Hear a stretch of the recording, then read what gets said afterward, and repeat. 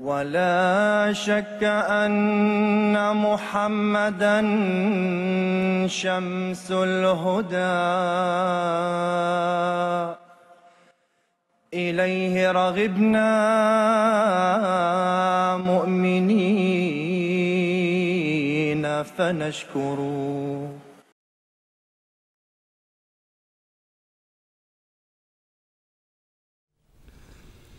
Chers téléspectateurs du monde francophone, Assalamu alaikum wa rahmatullahi wa barakatuhu. Vous nous retrouvez pour votre émission Horizon d'Islam et lors de cette émission, on va aborder le thème qui concerne les mariages du saint prophète Mohammed sallallahu alayhi wa sallam. Alors, cette question est centrale aujourd'hui parce qu'il y a énormément de personnes qui critiquent constamment, et on voit que ça fait la une de certains journaux de manière assez constante, le fait que le prophète de l'islam se soit marié plusieurs fois, et alors on revient sur ces questions de polygamie, etc. Lors d'une précédente émission, on avait déjà abordé ces thèmes, ces questions, que l'on va reprendre ici et que l'on va réélaborer pour peut-être coller un peu plus au sujet du jour. Pour en parler, j'ai avec moi deux personnes. J'ai d'abord Nabil Ahmed Mirza Saheb qui est étudiant à la Jamia et qui est en cours toujours d'études. Assalamu alaikum. Et j'ai monsieur Abdul Ghani Jahangir Khan, assalamu alaikum, responsable du bureau francophone. Alors, on va peut-être rentrer très rapidement dans le vif du sujet puisque ici, il n'y a pas vraiment... J'ai fait une petite introduction, comme vous l'avez sûrement entendu.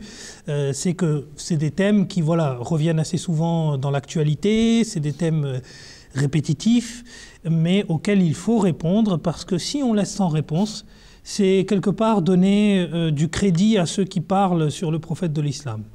Et justement, pour peut-être répondre aussi à tout ce mouvement qui est né de... vous savez, est-ce qu'il faut condamner ou pas condamner lorsque l'on parle de la personne du prophète ou lorsque l'on parle de l'islam alors que certains actes n'ont rien à voir avec l'islam? C'est personnel, mais je pense que condamner, le fait de ne pas condamner revient à dire déjà d'une part que l'on est d'accord, puisque les absents ont toujours tort, et en plus le fait de ne pas condamner, c'est ne pas avoir d'amour pour l'islam, ou ne pas avoir ne pas ressentir quelque chose à l'idée qu'une chose aussi nauséabonde puisse être rapprochée d'une religion aussi belle. Et donc, je voulais juste faire ce parallèle-là pour dire aux musulmans, aujourd'hui, et là je parle sous votre contrôle, que quand il y a une question sur le prophète de l'islam, à tout le moins sur le prophète de l'islam, bon, ok, il y a des divergences, etc., mais sur le prophète de l'islam, on est tous d'accord, que quand il y a une critique qui est émise contre lui, il faut y répondre. Et il faut la condamner de manière unanime. Il ne devrait plus y avoir de division sur ça.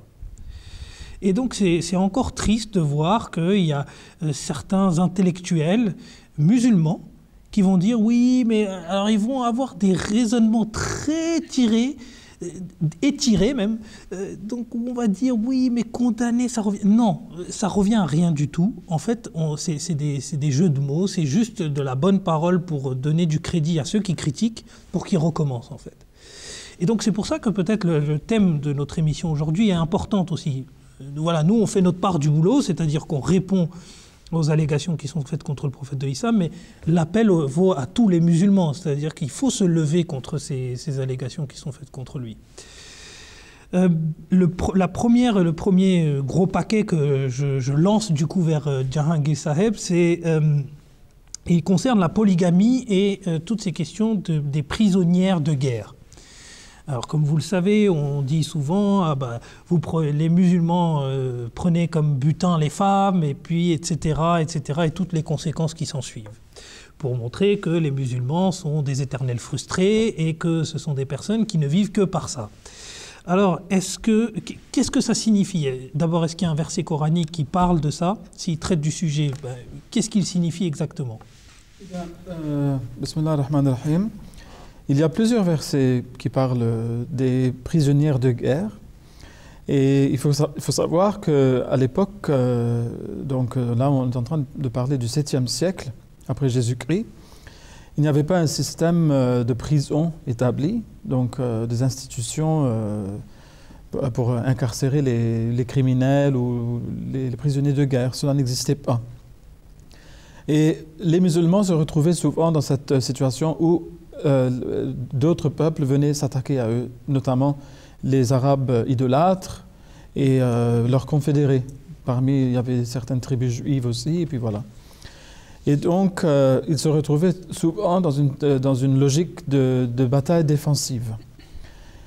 Et alors, c'était de pratique commune que si des combattants se retrouvaient retombaient entre les mains de l'ennemi, eh bien, ils seraient faits des prisonniers de guerre.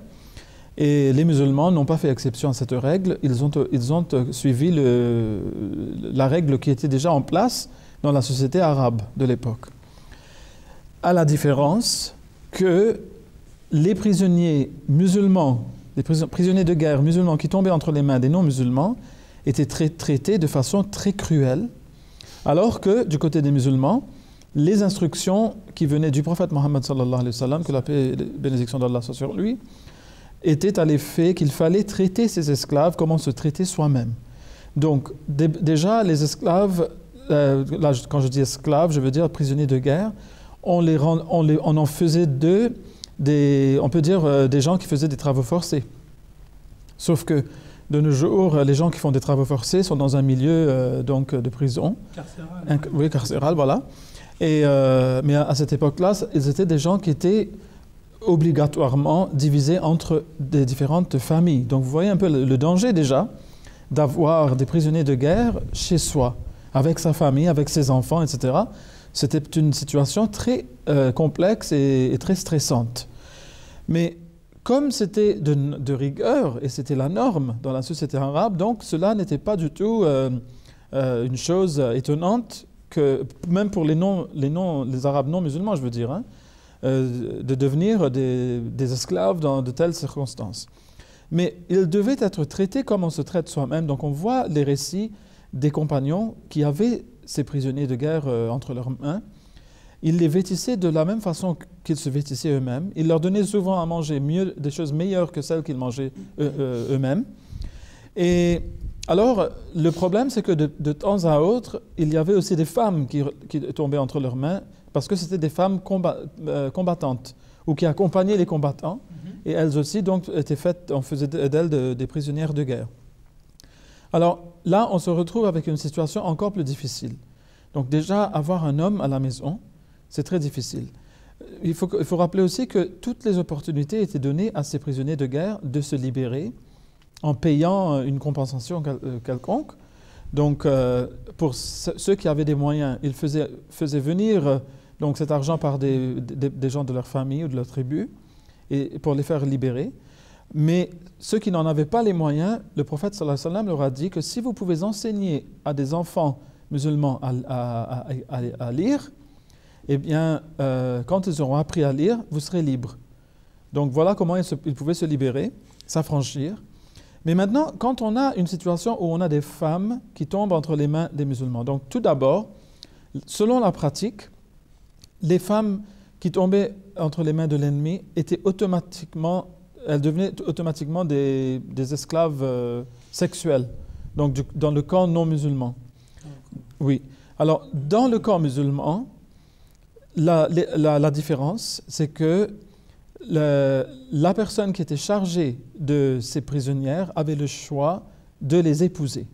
Alors, il y a un verset dans le Coran qui parle justement de cela et qui dit que vous pouvez épouser les femmes libres, celles que vous aimez, parmi les femmes libres, donc vous en tant que pluriel, ou de parmi celles que votre main droite possède, notamment les prisonnières de guerre.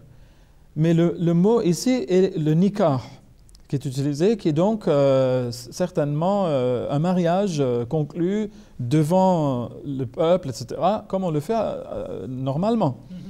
Donc, et dès que ces prisonnières-là étaient mariées, elles étaient automatiquement affranchies et elles devenaient des citoyennes libres. Et leur mariage précédent, si elles étaient mariées, était considéré comme nul, du coup. Parce que, en fait, cela formait partie de ces ces injonctions coraniques visant comme un deterrent, si vous voulez, comme on dit en anglais, donc visant à empêcher les gens d'entrer dans cette logique de guerre dès le début. Parce qu'on leur a dit, écoutez, attention, si vous êtes en guerre avec nous et vous tombez entre nos mains, quelles sont les conditions? Voilà les conditions. Vous allez devenir des esclaves à la maison, dans les foyers musulmans. Et vos femmes seront donc entre les mains des musulmans. Et certaines d'entre elles vont devenir donc des épouses. Donc ça, il faut que vous le sachiez avant d'entrer dans la logique de guerre. Donc évidemment, beaucoup n'iraient pas faire la guerre pour cette raison-là. Et d'ailleurs, comme je vous ai dit, même si le Coran ne l'avait pas dit, c'était de pratique courante dans la société arabe. Donc ceux qui se mettaient dans cette logique savaient à quoi s'attendre si les choses devaient tourner au vinaigre. Mais la différence, c'est que le Coran est venu réglementer tout cela, est venu légiférer de sorte que les droits des prisonniers soient respectés. D'ailleurs, on peut dire que c'est le premier livre révélé par Dieu, un texte religieux qui donne des droits aux prisonniers de guerre. Comme par exemple, on n'a pas le droit de les torturer. On n'a pas le droit de les enchaîner de façon qu'ils leur fassent mal, même jusque dans ces détails-là. On n'a pas le droit de les priver de manger ce qu'on mange soi-même, ça je l'ai déjà dit. On ne peut pas ne pas les vêtir comme on se vêtit soi-même. On doit leur donner toutes sortes de droits et aussi, on ne peut pas exiger d'eux une tâche que l'on ne peut pas accomplir soi-même. Et si c'est une tâche lourde, on est obligé de leur prêter main forte. On a vu dans certains cas, comme par exemple dans le cas du calife Omar, donc le deuxième calife, lorsqu'il est entré en Terre Sainte, donc en Palestine, les chrétiens qui s'y trouvaient ne savaient pas qui était Omar parce qu'il montait sur son chameau à tour de rôle, lui et son esclave. Et comme ils étaient vêtus de la même façon, et que c'était le tour de l'esclave lorsqu'ils étaient arrivés en Terre Sainte, l'esclave lui a dit « Montez sur le chameau, vous, parce que vous êtes en train d'entrer dans la ville maintenant. » Il a dit « Mais c'est ton tour. Je ne vais pas prendre ton tour. » Et donc, les gens ne savaient pas qui était Omar. Ils pensaient que c'était l'autre. Vous voyez ? Donc, c'était ainsi que ces gens-là étaient traités. Et c'est pour ça que souvent, les personnes qui tombaient entre les mains des musulmans, lorsqu'ils ont connu les musulmans et ont vu le traitement qu'ils ont reçu de leurs mains... Souvent, c'était décisif pour eux de rester. Quoi. Oui, ils ne voulaient plus rentrer. Ils ne voulaient plus rentrer. Et on connaît le cas, par exemple... mais là, il ne s'agissait pas d'un prisonnier de guerre, mais il s'agissait d'un esclave qui était retombé entre les mains du prophète Mohammed sallallahu alayhi wa sallam, Zayd notamment. Lorsque finalement ses parents ont eu vent de là où il était, le papa et l'oncle sont venus le racheter. Et il leur a dit « Je ne veux pas partir avec vous, je suis vraiment désolé, mais je veux rester avec le prophète Mohammed sallallahu alayhi wa sallam. Parce qu'il est tout pour moi, il m'a tellement bien traité, je ne peux pas le laisser maintenant. » Il l'aimait trop. Donc en fait, l'islam n'est pas en train de donner cet enseignement parce que les musulmans sont des gens frustrés et qu'ils ont besoin de se défouler, et donc il faut qu'ils fassent la guerre et qu'ils trouvent des femmes et qu'ils en fassent des concubines ou des esclaves sexuels, etc. Ce n'est pas du tout ça. Personne ne veut. Et d'ailleurs, ça on l'a déjà dit dans des émissions précédentes, lorsqu'Allah est en train de demander aux musulmans d'entrer dans cette logique de guerre, c'était bien malgré eux, hein. Allah était, pour ainsi dire, obligé de leur dire « Soyez braves, ne rebroussez pas chemin, ne retournez pas sur vos talons, faites face à l'ennemi bravement et courageusement, parce qu'ils ne voulaient pas faire la guerre. S'ils voulaient faire la guerre, pourquoi Allah aurait dû dire toutes ces choses Ils seraient plus que prêts pour y aller, pour aller trouver butin, femmes et autre chose. Donc, puis en plus, ce n'est pas logique. Là, je parle sous votre contrôle, hein, Jagessa, mais le fait qu'on les désigne comme esclaves, par exemple, ça pourrait choquer l'oreille occidentale, parce qu'elle pourrait se dire, mais attendez, ça renvoie à des périodes très sombres de l'histoire, avec les esclaves que l'on prenait, les Noirs que l'on prenait comme esclaves, etc. Mais on est bien d'accord sur la définition d'esclave, parce que dans l'islam, l'esclave, ça n'a rien à voir avec l'esclavage au sens historique du terme. D'accord. Lorsque je parlais de Zayd, on était encore à l'époque où l'esclavage était en train d'être aboli. Donc l'islam a aboli l'esclavage graduellement par un processus progressif. Et finalement, cela a abouti à l'abolition totale pour ce qui est des esclaves qu'on achète. Donc ça, c'était complètement fini par l'islam. Terminé. Mais ce qui restait, c'était les prisonniers de guerre.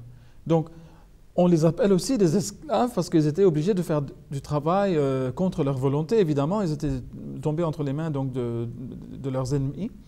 Mais cela renvoie tout à fait au cas des personnes qu'on va incarcérer aujourd'hui et auxquelles on va faire des travaux dont ils ne vont pas bénéficier. Oui. Ce n'est pas du bénévolat, c'est contre leur volonté. C'est l'esclavage au sens travaux forcés. Voilà, c'est dans ce sens-là. Et on ne peut pas revendre ces esclaves-là, mais les esclaves de ce genre-là, donc ceux qui font des travaux forcés parce qu'ils ont fait la guerre, ils sont en train d'être punis donc pour avoir fait la guerre aux musulmans, d'avoir tué des musulmans sans raison, eh bien ces gens-là, même là, on leur donne la chance de s'affranchir, soit en payant une compensation quelconque, soit en éduquant, parce que l'éducation est une chose valorisée, en éduquant des jeunes musulmans. Ça, c'est très clair. Parce que, donc le but, ce n'est pas de les garder esclaves, c'est ça que je veux dire. D'accord, oui. Mais en plus, ça correspond tout à fait, ça pourrait tout à fait correspondre avec ce qu'on a aujourd'hui, parce que quand vous êtes puni à une peine d'emprisonnement ou quoi que ce soit, vous pouvez toujours vous libérer sous caution. Donc, en quelque sorte, c'est une rançon que vous payez à l'État pour être libéré. Bon, ça renvoie à des systèmes ou à des mots, une terminologie différente, mais c'est simplement pour les personnes. Voilà, c'est simplement pour les personnes qui nous voient pour la première fois et qui se disent oula, ils sont en train de parler d'esclaves de guerre, etc. Enfin, on est d'accord sur la terminologie en tout cas. Vous voyez, pourquoi est-ce que ceci existe dans le Coran? C'est parce que même aujourd'hui, il y a des parties dans le monde où il n'y a pas de prison. Il n'y a pas des lieux où incarcérer les criminels ou les criminels de guerre ou les prisonniers de guerre. Cela n'existe pas partout. Mais cela ne veut pas dire que la guerre ne va pas y éclater. Si la guerre éclate dans un milieu où il n'y a pas cette facilité, eh bien, il faudra qu'il retombe sur cet enseignement de base qui a été donné par le Coran. Mais dans ces endroits où il y aura des prisons, on va donc retomber sur la prison. Et là, on ne va plus distribuer les prisonniers de guerre dans des familles musulmanes, car, comme je l'ai dit, cela est une chose très dangereuse. C'est prendre votre ennemi chez vous. Donc, ce n'est pas une chose facile à faire. Et donc, il faut comprendre, il faut tout mettre en contexte pour pouvoir bien comprendre ce texte. Très bien. Jazakumullah pour votre réponse, Jahangir Saheb. On va poursuivre sur ces thèmes toujours assez polémiques, comme on dit. Alors là, on aborde vraiment une question que j'adresse à Nabil Ahmed Saheb. C'est une question qui traite des mariages et des épouses du saint prophète Mohammed sallallahu alayhi wa sallam. Alors, on dit que le prophète de l'islam aurait eu une dizaine d'épouses. Alors, bon, ça, tout de suite, encore une fois, même si on a tendance vraiment, je pense que quand on travaille ces allégations qui sont faites contre le prophète de l'islam, c'est bien entendu destiné plus à un monde occidental et moins averti en fait de toutes ces questions. Même si c'est des questions sociales qui diffèrent selon les pays, quoi. Il y en a certains qui pourraient estimer que c'est acceptable pour X raisons, alors que d'autres pourraient considérer que c'est pas acceptable. Bon. Mais le fait étant qu'il a eu plus d'une dizaine d'épouses. Alors, quelle était, et puis s'il y a une raison à cela, et quelle était la raison de tous ces mariages? Donc tout d'abord, avant de répondre directement à la question, je voudrais seulement attirer l'attention des téléspectateurs sur le fait qu'à chaque fois qu'on parle de la polygamie, c'est toujours attribué à l'islam. Que c'est l'islam c'est que le saint prophète qui s'est marié. C'est le seul prophète qui s'est marié plus de 12 fois. Donc tout d'abord, j'aimerais clarifier cette chose que le saint prophète n'est pas l'unique prophète ayant eu plusieurs épouses. Par exemple, c'est écrit dans la Bible que le prophète Salomon avait eu 700 épouses de rang princier et 300 épouses de second rang. Donc encore clairement, c'est clair, c'est écrit dans la Bible, et c'est aussi écrit à propos de David, alayhi salatu wassalam, que David prit encore des concubines et des femmes de Jérusalem, ce qui est écrit dans le livre Samuel, chapitre 5, versets 12 à 13. Donc le saint prophète sallallahu alayhi wa sallam n'est pas l'unique prophète ayant eu ce privilège d'épouser plusieurs femmes. Deuxièmement, donc l'islam, il faut savoir que quand le saint prophète sallallahu alayhi wa sallam est arrivé, c'était quoi la situation de la femme? La femme, elle n'avait pas de droit, elle n'avait rien, elle était utilisée comme des objets. Et donc les Arabes épousaient des femmes sans aucune limite. Donc le saint prophète sallallahu alayhi wa sallam, qu'est-ce qu'il a fait? Il est arrivé et il a présenté l'enseignement du Saint-Coran. Et donc le Coran, le Coran c'est l'unique livre qui est arrivé et a dit que mariez-vous une seule fois. Il a réglementé cette chose qui était en train de venir depuis, comme je parle de le prophète Salomon. Donc aucune limite n'avait été attribuée. Donc le livre, le Coran, c'est le premier livre qui a dit aux gens que mariez-vous une fois. Mais sous des conditions, vous pouvez vous marier 4 fois, le maximum, voire vous pouvez vous marier 4 fois au maximum. Donc maintenant, afin d'analyser une vie d'une personne, il faut voir ce qu'elle a fait et par quelles étapes elle est passée. Quand on regarde la vie du saint prophète sallallahu alayhi wa sallam, il s'est marié à l'âge de 25 ans avec une femme qui avait 40 ans. Donc encore une fois, si le saint prophète sallallahu alayhi wa sallam était vraiment attiré vers les femmes, pourquoi à l'âge de 25 ans, donc c'est vraiment à l'âge mûr, il aurait dû avoir cette attirance vers les femmes, ou il aurait dû aller vers la plus jeune. Mais il est parti vers une femme qui avait 40 ans et qui était déjà mariée 2 fois et qui avait aussi des enfants. Donc le saint prophète sallam, jusqu'à l'âge de 50 ans, il restait avec cette même femme. Donc après 25 ans avec une seule femme. Et après, à l'âge de 50 à 52 ans, il n'avait pas d'épouse et il restait avec ses filles. Et entre 53 et 60 ans, le saint prophète sallam s'est donc marié avec toutes les épouses qu'il avait eues.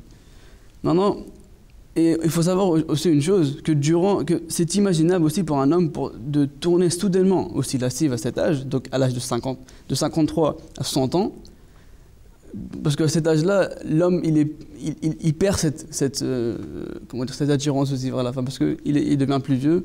Donc, et il faut savoir aussi qu'il était constamment en voyage durant cette période, et que ses ennemis étaient assoiffés de son sang. Donc c'était vraiment dans l'histoire de l'islam. Oui. Et donc maintenant, pourquoi s'est-il marié? La question se pose ici. Parce qu'il faut savoir, comme le calife avait mentionné dans le sermon du vendredi, le dernier sermon du vendredi, que c'est impossible de s'imaginer qu'une personne change aussi subitement.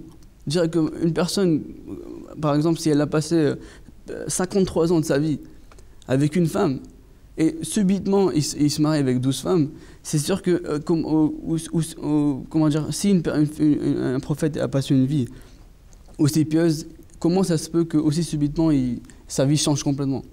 Donc il faut savoir pourquoi il s'est marié. Ces mariages avaient des raisons.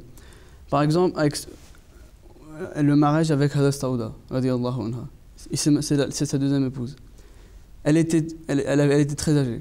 Elle ne pouvait même plus avoir d'enfants. Il s'était marié avec elle parce qu'il savait qu'elle était âgée. Elle était apte de comprendre les enseignements de l'islam et de les transférer chez les femmes musulmanes aussi.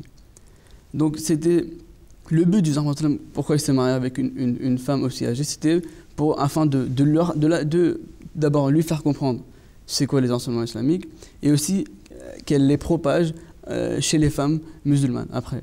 Après maintenant, par exemple, avec Aïcha radiallahu anha. Pourquoi il s'est marié avec Aïcha radiallahu anha? On parlera de l'âge après. Oui, on verra. Donc, c'est une autre question. Donc, Aïcha radiallahu anha, c'est la femme par rapport à laquelle le saint prophète sallallahu alayhi wa sallam a dit allez apprendre la moitié de la religion par Aïcha radiallahu anha. Elle a vécu plusieurs années après la mort du saint prophète sallallahu alayhi wa sallam.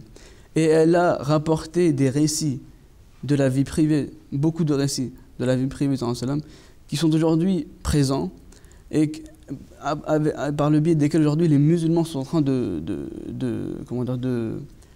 d'apprendre beaucoup de choses. Et c'est vraiment à cause de ces récits qu'elle avait, que c'est Aïcha radiallahu anha. Donc grâce à elle, aujourd'hui le monde musulman est en train d'apprendre vraiment ce que le Saint faisait dans sa vie, pardon, à la maison, dans sa vie privée. Comment il se comportait avec les femmes. Donc ces choses ont été rapportées par Aïcha radiallahu anha. Donc c'est pour ça qu'il s'était marié avec une fille qui était jeune. On parle, donc comme j'ai dit, l'âge, on parlera après. Donc c'était vraiment pour transmettre à Aïcha radiallahu anha les enseignements islamiques. Et aujourd'hui, Aïcha radiallahu anha, ces hadiths sont rapportés, sont utilisés par les musulmans aujourd'hui, qui sont par exemple pour fiqh, qui est la jurisprudence islamique. On utilise beaucoup les hadiths de Aïcha radiallahu anha également. Après, on a par exemple le mari de Juwayriya radiallahu anha. Elle était la fille du chef de la tribu Banu Mustalik. Donc, après une guerre, les musulmans ont capturé les gens de Banu Mustalik. Quand le Saint Prophète s'est marié avec Juwayriya, les compagnons du Saint Prophète sont venus le voir, ils ont dit au prophète de Dieu, comme tu t'es marié avec Juwayriya radiallahu anha, tous les gens de Banu Mustalik sont devenus ta famille. Les compagnons ils ont libéré les prisonniers et tous les prisonniers sont devenus musulmans. Donc c'est aussi des raisons politiques, des raisons aussi afin de propager l'islam aussi à travers les gens. Et par exemple, il y a encore un récit que je voulais mentionner, c'est par rapport à Safiya. Safiya radiallahu anha s'est mariée, s'est marié avec Safiya radiallahu anha après la bataille de Khaybar. Et donc encore une fois, c'était la fille du chef des Juifs. Quand le Saint s'est marié, on voit bien comment l'amitié s'est développée entre les Juifs et les musulmans. Et c'était vraiment à l'époque du Saint Prophète. Aujourd'hui, c'est difficile à concevoir cela, mais le Saint Prophète sallallahu alayhi wa sallam avait pris s'était marié, donc encore une fois pour le bienfait de la société et afin de bien pour le bien-être de la société, encore une fois. Donc le Saint Prophète, tous ces mariages avaient un but précis. Et il faut aussi savoir que le Saint Prophète, c'est un prophète qui devait montrer l'exemple. Ouais. Et comme il a déjà été mentionné par Jahangir Khan Sahib, que le Saint Prophète, par exemple, il devait aussi instaurer l'amour chez les musulmans de se marier avec une personne plus âgée, plus jeune, afin de vraiment leur montrer que si une personne elle a besoin d'aide, par exemple si une personne elle est âgée ou elle est toute seule, par exemple si elle est veuve ou c'est des orphelins, allez voir ces personnes et il ne faut pas que vous les délaissiez. Parce que c'est vrai que même aujourd'hui dans notre société, une personne qui est âgée ou une personne qui est veuve elle peut être très rapidement laissée à l'abandon. Alors que ces personnes ont besoin d'une attention plus particulière, du coup.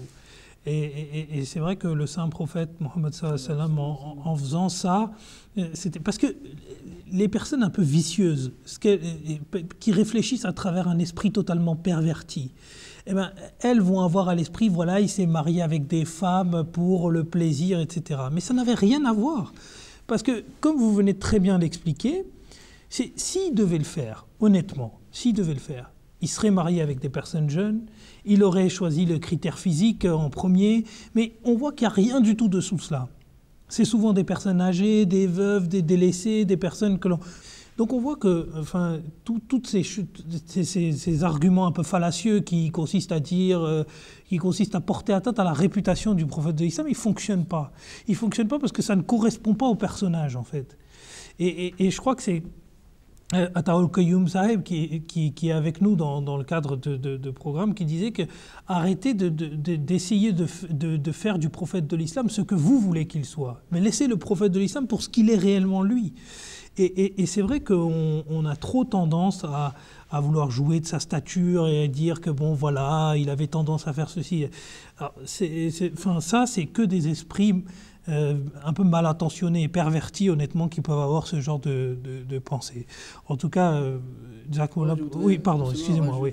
Un des éléments de l'histoire qui montrent clairement que le Saint n'était pas attiré par les femmes. Par exemple, au début, quand il s'était proclamé prophète, les Mécois sont venus le voir, ils ont dit « On peut te donner les plus belles filles qu'on a, mais délaisse le message avec qui tu es venu. » Le Sallam, il a clairement dit non. Donc ça, c'était vraiment l'opportunité pour lui de dire « C'est mon but, allez, c'est bon. » Donc encore une fois... Oui, non, mais ça c'est clair que sur le côté, sur le fait que quand on essaye d'attribuer au prophète de l'islam des caractéristiques un peu politiques, là, c'est tiré par les cheveux, dans tous les sens du terme, et c'est souvent des personnes qui n'y connaissent vraiment rien à l'histoire de l'islam, et qui font simplement que de reprendre des idées reçues qu'ils ont eues à droite à gauche et les mettre devant. Bon, on va passer sur ce petit thème-là pour justement venir à la deuxième partie de la question que Nabil Saïb était en train d'évoquer, c'est sur l'âge de Hazrat Aïcha. Est-ce qu'on pourrait avoir justement, je pose cette question indifféremment à vous deux, est-ce qu'on pourrait avoir une idée quel âge avait Hazrat Aïcha au moment où elle s'est mariée avec le saint prophète de l'islam? Alors, la première chose qu'il faudrait qu'on fasse ressortir ici, c'est que le mariage en islam ne peut se faire qu'après l'âge de la puberté. Et cela est bien établi par le Coran même, car dans la langue arabe, il y a différents mots, différents termes qui sont utilisés pour différents groupes d'âge d'une personne. Donc, si par exemple une personne est un bébé, eh bien, il y aura un mot spécifique en arabe pour qualifier quel genre de bébé est-ce. Est-ce un bébé qui est encore nourrisson? Est-ce un bébé qui peut marcher? Est-ce un petit enfant qui est un petit peu plus grand qu'un enfant qui vient de commencer à marcher, etc. Toutes ces différentes parties de la vie de la personne seront qualifiées par des termes très spécifiques. Alors, dans le Saint-Coran, lorsqu'Allah est en train de parler des femmes que l'on peut épouser, donc il y a une référence que des gens utilisent à tort et à travers pour essayer de faire dire au Coran des choses qu'il ne veut pas dire. Allah est en train de parler dans un cas de divorce, combien de temps une femme doit attendre avant qu'elle puisse se remarier. Donc il y a une certaine période de 3 mois où qu'elle doit donc patienter afin que ce qui est en son sein soit révélé. C'est-à-dire que l'on sache si elle est enceinte ou non. Car si elle est enceinte, on ne le saura pas, et surtout à l'époque, et même maintenant, ce n'est pas tout le monde qui a accès à la médecine moderne pour savoir si elles sont enceintes ou non. Puis cette période existait également dans les législations applicables il y a très peu de temps. Il y a très peu de temps de cela. C'est la période de chasteté, je crois qu'on appelait ça. Oui. Donc voilà. Et donc là, c'est pour des questions de paternité, évidemment, avec toute la responsabilité qui va venir avec. Donc il faut savoir qui est le père de l'enfant. Alors, il y a mention faite des femmes qui n'ont pas encore eu leur période. Donc, et puis celles qui les ont déjà eues, et puis celles qui sont déjà enceintes. Donc il y a les 3 différentes catégories de femmes qui sont mentionnées dans ce verset. Mais on a essayé de faire dire au verset que celles qui n'ont pas encore eu leur période, que celles-là sont donc des filles qui ne sont même pas pubères. Alors que le terme qui a été utilisé, c'est « an-nisa ». Et « an-nisa » n'est utilisé que pour des femmes qui sont déjà arrivées à l'âge mature. Donc, si cela avait été des filles en bas âge, donc les termes auraient été différents. Donc, encore une fois, parce que le Coran est très spécifique dans le langage qu'il utilise, on ne peut pas faire tordre le bras au Coran et lui faire dire des choses qu'il ne veut pas dire. Donc, avec cela comme toile de fond, maintenant nous allons venir au cas d'Aïcha. Peut-on penser que, et c'est Aïcha même, donc c'est assez, étrange, on pourrait dire, mais ironique aussi, que ce soit la même Aïcha qui est dit, lorsqu'on lui a demandé comment était le caractère du prophète Mohammed sallallahu alayhi wa sallam, il a dit que son caractère c'était le Coran. Il était comme un Coran ambulant. Donc il appliquait le Coran dans toute sa vie, on ne voyait dans sa vie que le Coran. Alors celui qui a apporté un livre, qui a dit que vous devez épouser des femmes et non pas des filles, lui-même il ne va pas commencer à se marier avec des petites filles. Donc déjà, il y a cette chose-là qui rendrait très suspect et les gens lui auraient dit « mais toi, tu nous donnes cet enseignement-ci et toi, tu as fait cela ». On n'a pas vu une seule remarque de telle qui ait été consignée par écrit dans toute l'histoire de l'islam contre lui par ses ennemis qui l'ont vu. Donc personne ne l'a dit, c'est parce que cela n'a pas eu lieu. Mais maintenant, quand on en vient aux sources de cette histoire de comme quoi Aïcha avait 6 ans lorsqu'il a contracté son mariage avec elle et qu'elle a eu 9 ans lorsqu'il a consumé le mariage, eh bien, en fait, cela revient à des hadiths du Sahih al-Bukhari. Donc, il est vrai que le Sahih al-Bukhari, c'est le recueil de hadiths qui est considéré comme étant le Asah al-Kutub ba'd al-Qur'an, ba'd kitabillah. Donc, c'est le livre le plus authentique après le livre d'Allah. Mais cela ne veut pas dire que c'est un livre qui est 100% authentique.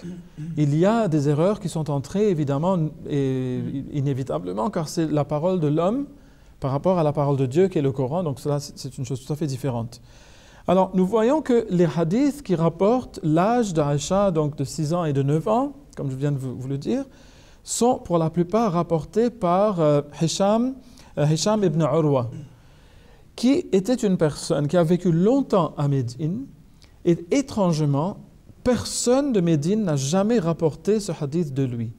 On commence à entendre ce hadith lorsqu'il arrive à un âge avancé et a déjà déménagé, il a émigré vers l'Irak.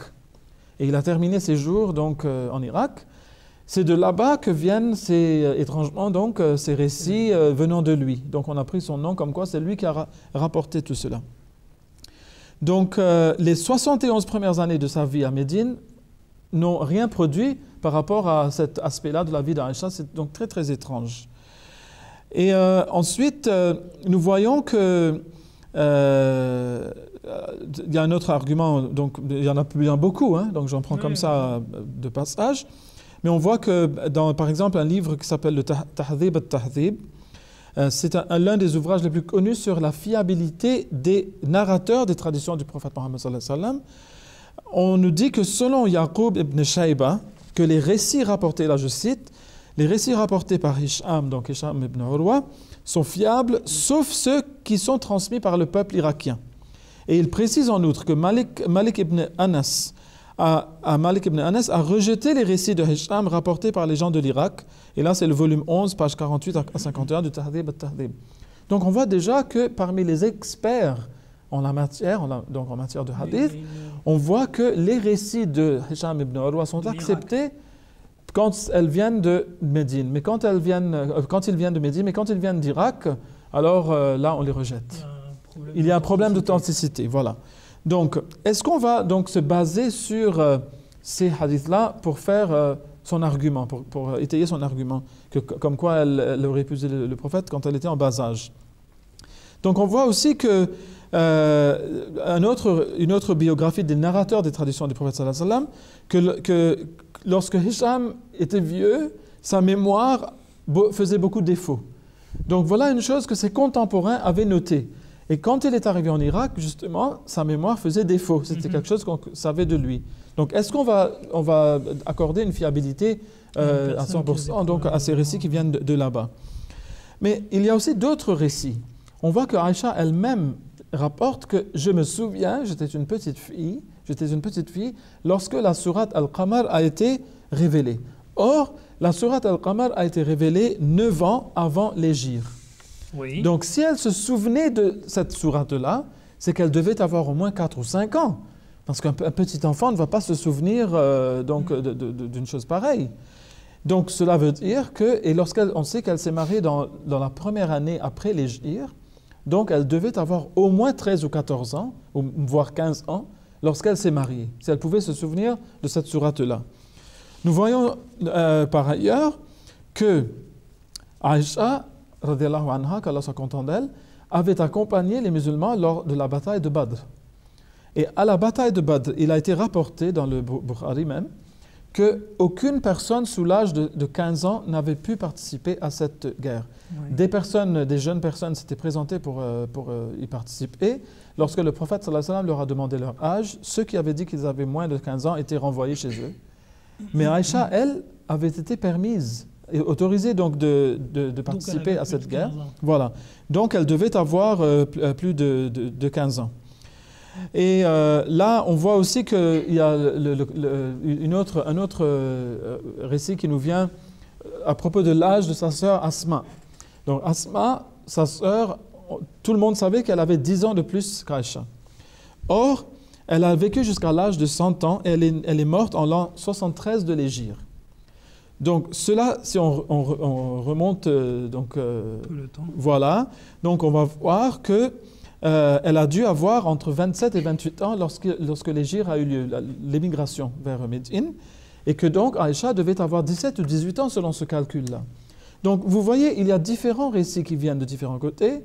Lorsqu'on met tout cela ensemble, la conclusion qu'on doit prendre, c'est que l'âge d'Aïcha n'est pas connu au moment de son mariage. Par certains calculs, elle aurait 17 ou 18 ans, par d'autres, elle aurait 13 ou 14 ans, dans d'autres encore, on voit qu'elle aurait 15 ou 16 ans.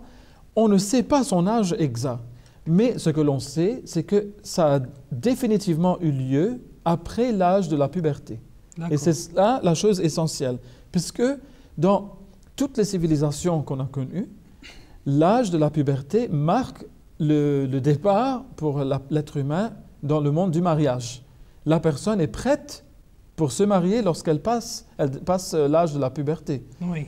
Donc, et d'ailleurs, les législations, et vous êtes mieux placés pour nous le rappeler, les législations de différents pays, même en Occident, jusqu'à très récemment, et même jusqu'à présent dans certains pays occidentaux, montrent que l'âge où le mariage est permis, donc l'âge minimal, varie entre 13, 14, 15, 16 ans selon le pays. Alors, je ne sais pas, je crois qu'on était en train d'en parler. Il y a même un article sur islam-ahmedia.org sur le sujet qui est assez bien développé. Et je pense que justement pour les téléspectateurs qui voient ce nombre interminable de chiffres qu'on a déployés devant eux, c'est vrai que dans le cadre d'une émission, c'est toujours très compliqué d'être à la fois pédagogique et de jouer avec les calendriers, en plus qui sont des calendriers, qui est le calendrier musulman et pas le calendrier grégorien. Oui. Ça peut induire un peu de confusion. Donc pour toutes ces personnes-là, n'hésitez pas à aller taper dans le moteur de recherche de www.islam-ahmedia.org âge de Hazrat Aïcha ou âge Aïcha, et vous allez tomber sur cet article qui explique très bien toutes ces différentes hypothèses et qui revient très bien sur l'ensemble de cette question. Oui. En fait, j'aimerais ici seulement mentionner, comme on parle d'Aïcha radiyallahu anha, mais le problème c'est qu'on ne parle jamais d'autres personnes qui ont eu, par exemple, dans l'histoire. L'histoire parle aussi de l'âge de Marie, la mère de Jésus. On parle aussi, par exemple, l'encyclopédie catholique dit que Marie, mère de Jésus, avait 11 ans lorsqu'elle s'est mariée avec Joseph et qui avait l'âge de 90, donc qui avait 90 ans. Donc donc la référence c'est en anglais, The Catholic Encyclopedia, an International Reference of Work of the Constitution, volume 8, page 505. Donc c'est aussi, mais jamais on a soulevé cette polémique aussi aujourd'hui, mais sur alors que l'écart d'âge était beaucoup plus grand. Non, mais bon, visiblement il y a un problème avec l'islam plus qu'avec avec d'autres religions. Mais parce que c'est aussi une religion qui aujourd'hui est remise en cause à cause des différentes implications que l'on a géopolitiques dans le monde. Ça, c'est une chose. Mais la part des choses devrait être faite de la part des personnes qui en parlent. Ou qui essayent... Au moins, il faudrait se renseigner sur le sujet. Ça veut dire au moins essayer de regarder un peu ce que l'on dit dessus. Mais il ne faut pas non plus, il faut qu'on le dise quand même, il ne faut pas qu'on soit l'avocat du diable. Oui, parce que beaucoup de musulmans ne comprennent pas cette question parce qu'ils n'ont pas analysé l'affaire sous tous ses angles et ils s'en tiennent à ces récits du Bukhari sans regarder ce que les experts en la matière ont dit dessus. Oui. Et donc, il y a même des pays musulmans, sans les nommer, qui ont légiféré en faveur des mariages de filles et de fillettes à partir de l'âge de 9 ans. Donc oui. Ce sont des crimes, et on connaît les cas récents d'une fille qui était morte parce que la nuit de son mariage, récemment dans un pays islamique, qui avait 9 ans et qui est morte donc des séquelles de cette cruauté terrible. Et cela a fait fureur dans le monde entier, et à juste titre. Donc, oui, sûr, nous ne sommes pas en train, évidemment, de défendre cela. De blanchir les gens qui font ça. Non, nous condamnons cette attitude qui est finalement ignorante. C'est une attitude d'ignorance par rapport au texte islamique. Donc nous appelons aussi les musulmans à revoir leur lecture des textes et de ne pas imputer des choses tout à fait illogiques, irrationnelles et cruelles au prophète de l'islam ou à l'islam lui-même. C'est vrai que là, tous les deux, pour cette réponse combinée. Il nous reste à peu près une douzaine de minutes. Il restait encore une question que je voulais aborder sur la dot avec M. Nabil Saheb. Si vous pouvez y répondre rapidement, c'est à vous de voir. Sinon, on peut passer aux questions parce qu'on aimerait bien prendre au moins une ou deux questions des téléspectateurs. Alors, moi, ce que je vous propose, c'est qu'on passe aux questions des téléspectateurs. Je vous en pose une et si on a un peu de temps, à la fin, on revient sur éventuellement le thème de la dot. Ça vous va ? Alors, il y a une question de M. Dramé Al-Hadji qui nous pose la question de savoir, et celle-là je l'adresse du coup à Nabil Mirza Saheb, le Coran affirme-t-il que l'homme est supérieur à la femme ? Donc une question assez, on va dire, actuelle aussi, parce que c'est toujours la polémique. Donc tout d'abord, j'aimerais dire à la personne qui a posé la question que l'islam ne considère pas la femme comme un être méprisable ou inférieur. Et le Coran, il est très catégorique, très clair sur ce sujet. Par exemple, le Coran déclare dans le chapitre 4 verset 2 « Aux hommes, craignez votre Seigneur qui vous a créé d'une seule entité, et d'elle a créé son partenaire, et qui de ces deux-là a répandu sur la terre de nombreux hommes et femmes. » Donc, en déclarant que les hommes et les femmes sont de la même source, c'est clair qu'il n'y a aucune supériorité de l'homme ou de la femme. Après, le Coran déclare dans un autre verset « Leur Seigneur, dans le chapitre 3, verset 196, que leur Seigneur répondit donc à leur prière en disant « Je ne permettrai pas que le travail d'aucun d'entre vous, homme ou femme, soit perdu. » Donc encore une fois ici, l'homme et la femme sont... mis sur le même plan. Ouais. Après, il y a aussi un verset qui est tellement clair, que c'est un long verset, donc je vais le lire, comme ça va mettre vraiment en clair le sujet. Le Coran déclare « Assurément, les hommes qui se soumettent à Allah et les femmes qui se soumettent à lui, et les hommes croyants et les femmes croyantes, et les hommes obéissants et les femmes obéissantes, et les hommes véridiques et les femmes véridiques, et les hommes endurants dans leur foi et les femmes endurantes, et les hommes qui sont humbles et les femmes qui sont humbles, et les hommes qui font l'aumône et les femmes qui font l'aumône, et les hommes qui jeûnent et les femmes qui jeûnent, et les hommes qui préservent leur chasteté, et les femmes qui préservent la leur, et les hommes qui se souviennent beaucoup d'Allah, et les femmes qui se souviennent beaucoup de lui. Allah a préparé pour eux tous le pardon et une très grande récompense. Donc, un verset qui est très clair. C'est que... plus clair que ça. Maintenant, cependant, il y a le verset qui est souvent soulevé pour fortifier cette accusation de l'islam. Le verset, je vais les citer aussi. Et le verset en arabe, c'est « Ar-rijalu qawwamuna 'ala an-nisa » que les hommes sont les gardiens des femmes parce qu'Allah a fait que les uns surpassent les autres et parce qu'ils dépensent de leurs biens. Donc ce verset est toujours utilisé pour dire que les hommes ont plus de droits que les femmes. Alors que ce verset ne parle même pas des droits des femmes. Ce verset parle d'une responsabilité qui a été donnée à l'homme par rapport à la femme. Et il est dit que l'homme est le gardien de la femme. C'est-à-dire qu'il doit subvenir aux besoins de sa femme. Et c'est mentionné, en fait, ce verset mentionne que certes, l'homme et la femme ne sont pas égaux physiquement. L'homme est plus fort physiquement, c'est pour ça qu'il lui a été attribué cette responsabilité de subvenir aux besoins de sa femme. Il doit, par exemple, tout ce qui, il a un salaire, il est obligé de dépenser le salaire sur sa femme.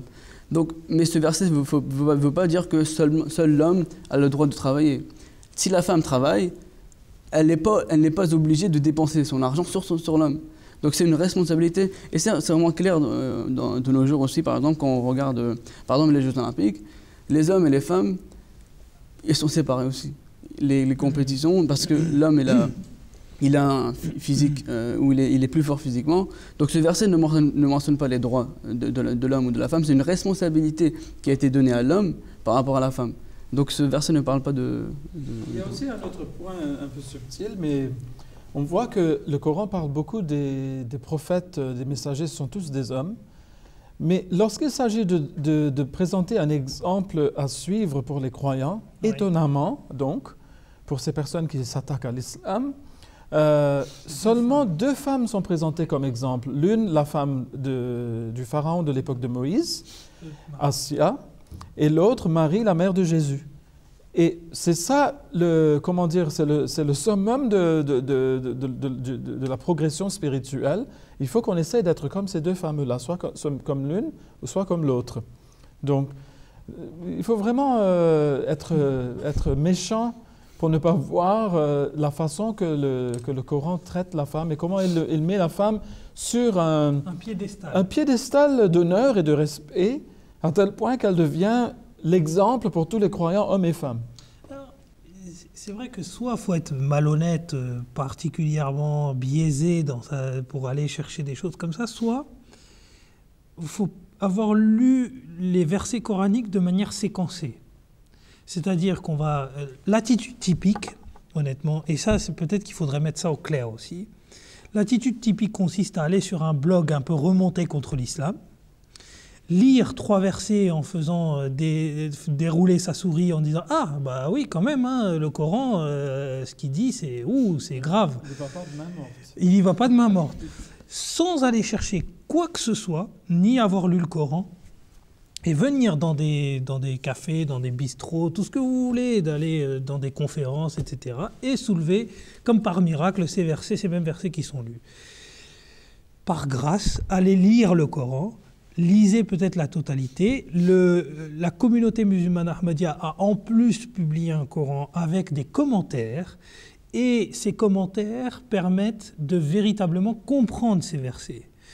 Et c'est d'ailleurs une nouvelle version qui a été éditée récemment, et chaque partie est accompagnée d'une partie explicative, où on explique dans quel contexte, pourquoi, quel verset a été adopté. Et en plus, même quand c'est un verset dont on sait qu'il fait polémique, eh bien, il va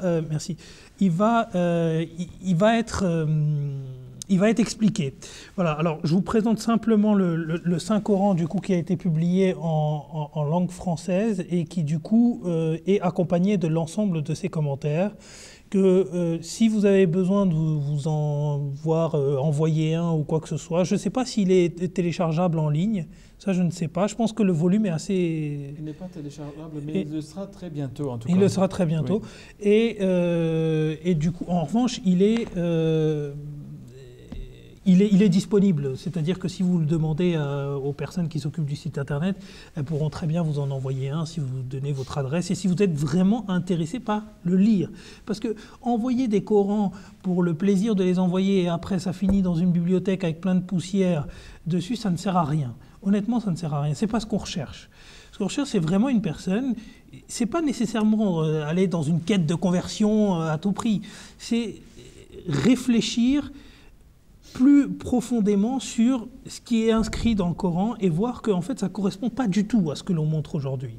Je vais passer à une deuxième question de monsieur Fazlé Dripol. J'espère que j'ai bien prononcé son prénom et son nom, que je salue du coup par la même occasion, de l'île Maurice, qui nous dit que selon un hadith qui est cité dans le recueil Muslim, c'est-à-dire un des 5 recueils authentiques, le saint récit authentique un des 6 recueils authentiques, eh bien le saint prophète Mohammed sallallahu alayhi wa sallam aurait interdit que l'on se teigne les cheveux de couleur noire. Bon, alors là, ce n'est pas une question qui va bénéficier beaucoup à l'humanité en général, donc je ne vois pas vraiment la raison de cette question. La seule chose que je puis dire, c'est que le prophète sallallahu alayhi wa sallam n'a jamais interdit à tout le monde, pour toutes les époques à venir, de se teindre les cheveux en noir. Tout ce qu'il a dit, si ce récit est vrai, car d'ailleurs nous ne le savons pas, mais s'il est vrai, alors c'était pour une personne en particulier, et on avait dit que cette personne-là avait des cheveux d'une blancheur inouïe. Donc peut-être que c'était pour cela qu'il lui avait dit de teindre ses cheveux d'une couleur quelconque, mais pas en noir, car cela ferait peut-être trop contraste. Du jour au lendemain, il va du blanc très blanchi au noir, nuit noire. Donc peut-être que c'était pour cette raison-là. Mais comme il n'est pas là, nous ne pouvons pas lui demander le pourquoi de cette indication qu'il avait donnée à la personne. Mais ce n'était certainement pas une indication pour tout le monde en général. Non, pas du tout. Alors, il nous reste 4 minutes. Si sur la question de la dot, vous pouvez réussir une dot rapide, à nous faire quelque chose en 3 minutes, ça me va très bien. Alors, quel est le but de la dot en islam? Donc, le but de la dot en islam, c'est déjà, par exemple, on est toujours accusé, ou c'est l'accusation qui est souvent soulevée sur l'islam, c'est que c'est la somme de la femme. Donc, le musulman paye la femme. Et s'achète la femme. Dans les hadiths, par exemple, il y a un hadith qui dit que il y a un des compagnons du Sallallahu alayhi wa sallam qui est venu le voir et dit au prophète de Dieu, je n'ai rien. Qu'est-ce que je peux donner à ma femme? Le Sallallahu alayhi wa sallam, il a dit que même si tu peux donner un anneau en fer à ta femme, en tant que dot, tu peux lui donner. Le compagnon, il a dit au prophète de Dieu, j'ai même pas cet anneau de fer. Le Sallallahu alayhi wa sallam, il a dit, ok, donc ce que tu fais, c'est que tu lui apprends le Coran. Donc encore une fois, donc la dot, c'est un cadeau qui est donné par le mari à la femme, et c'est un signe de dire à la femme que maintenant, c'est ma responsabilité, c'est moi qui va subvenir à tes besoins. Et donc, ce n'est pas donner la famille de la fille, hein, car il y a beaucoup de cultures musulmanes aujourd'hui où c'est le papa de la fille qui empoche la somme. Mais en fait, la somme, c'est pour la fille et pas pour lui. C'est pour elle, elle peut la dépenser comme elle le veut. Oui. Même le mot la dot en français, ça signifie l'argent que la femme donne à l'homme.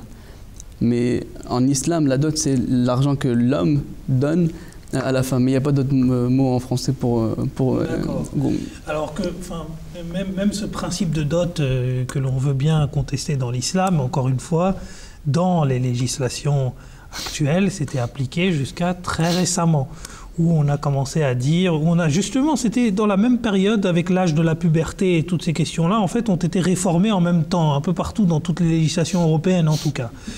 Même si aux États-Unis, je crois que c'est un peu différent par État et qu'il y a certains États qui sont encore sur les critères islamiques, on peut dire ça comme ça. Mais c'est vrai que la dot a été réformée récemment, quoi. Ça a été supprimé récemment. Je ne sais plus c'est pour X raisons encore. Je pense que c'est une raison d'égalité homme-femme ou un truc un peu comme ça pour lequel ça a été abrogé. J'en suis pas sûr du tout.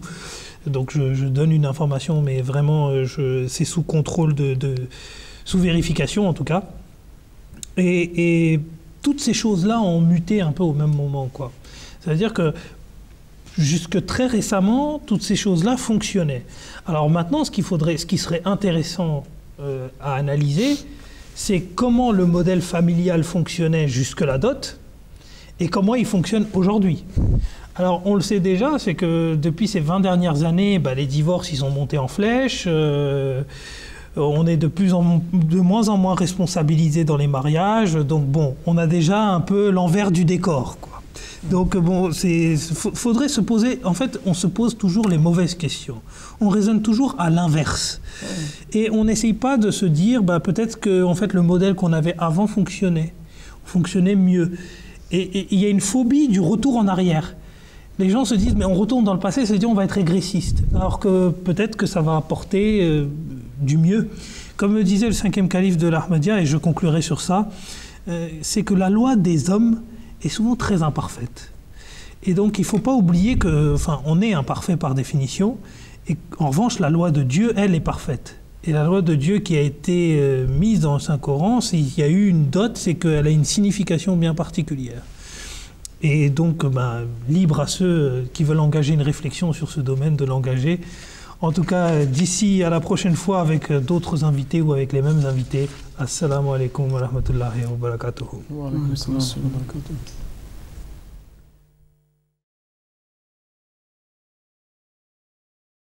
ولا شك أن محمدًا شمس الهدى إليه رغبنا مؤمنين فنشكر له درجات فوق كل مدارج له لمعات لا يليها تصور